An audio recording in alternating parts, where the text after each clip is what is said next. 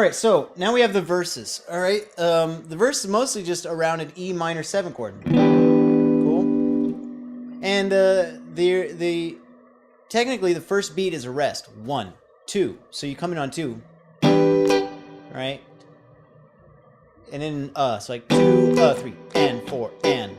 It's gonna be on the of 2 and the ands of 3 and 4. So it's like 1, 2, whoops, 1, 2, 1, 2, 3, 4, 1, 2, 3, and 4.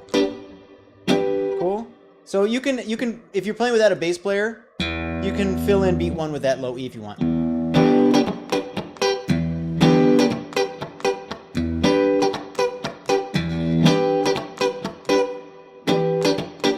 Otherwise, it sounds like this.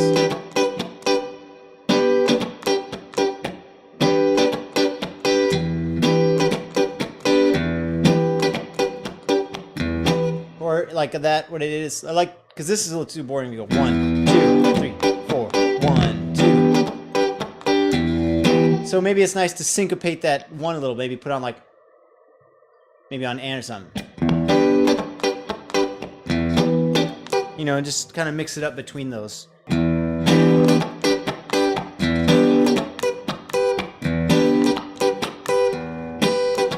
then it goes on like that like 4 times, along just something like before the vocals even start. Then there's the phrase when Josie comes home, and when he sings that, it goes to this chord, which is like an A major chord with a 13. But what it's more likely going to be heard as is an F minor chord. F sharp rather, F sharp minor. Right?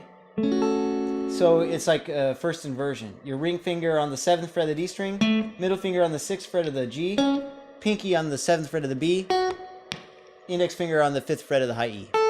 Cool? And that's being heard of as F sharp minor. At least that's what I hear it as. A person could say it's an A, but I think the bass player plays an F sharp, so let's really call that F sharp. I'm pretty sure the bass player plays F sharp there. So yeah, when Josie comes home and it plays a F sharp minor 7, or minor chord rather, first inversion, then it goes to the C major 9.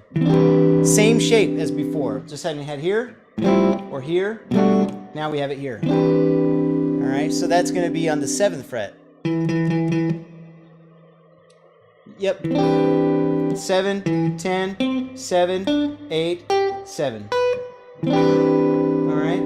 Then it actually moves this down to the 2nd fret to do G major 9 again. And then goes down to F to do F major 9. So they're just open. So that's like you got your E.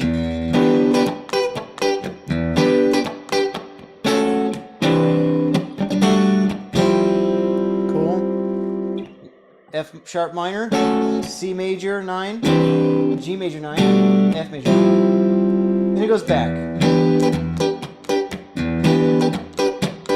Now from here, it does this, which is an A7.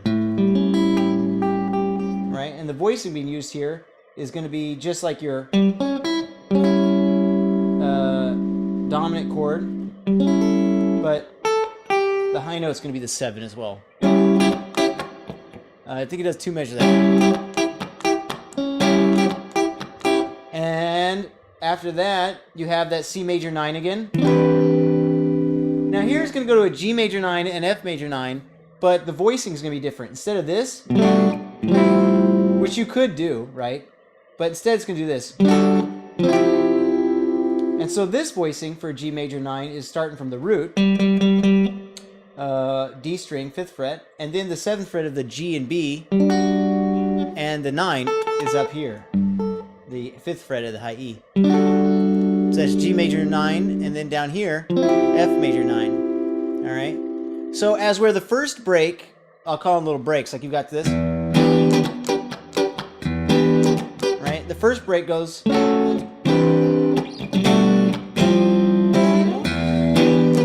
The second break goes for 2 measures of, and then to this. Cool? Any questions about that so far? So then it goes back to this, you know, and the next break is simple. It's like that C major 7 or major 9 shape, only it's not a C this time. It's a, or no, before that, sorry, it goes G major 9, same G major 9 that we just played, then to A major 9. Very interesting change there. And that's the third break. Third break's the easiest one so far. And then it goes back to E minor 9, or E minor 7. Same stuff. When it goes to the fourth break, which is the final one, this is the easiest one. Actually, the beginning of it is just the E minor, like to F major 9. That one from the intro.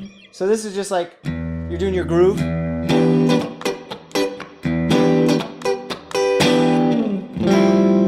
See, that's all there is to it. It's just like you're playing the groove. And here it comes. You know, beat 1, you play the E minor, and then that F major 9. And that's going to be the end of the whole verse. The verse, the hardest part of it really, well, for a lot of people, the hardest part is playing the chords. Like this. That's a hard chord for a lot of people. But since you're beyond that now, the hard part for you is probably the hard part for me, which is remembering the form. What came first, and then the second one was what, you know. But obviously, I'll give you this tape, and that'll help keep track of that kind of odd thing, which you can just scribble out some notes really quick. So, any questions about that before we learn the chorus?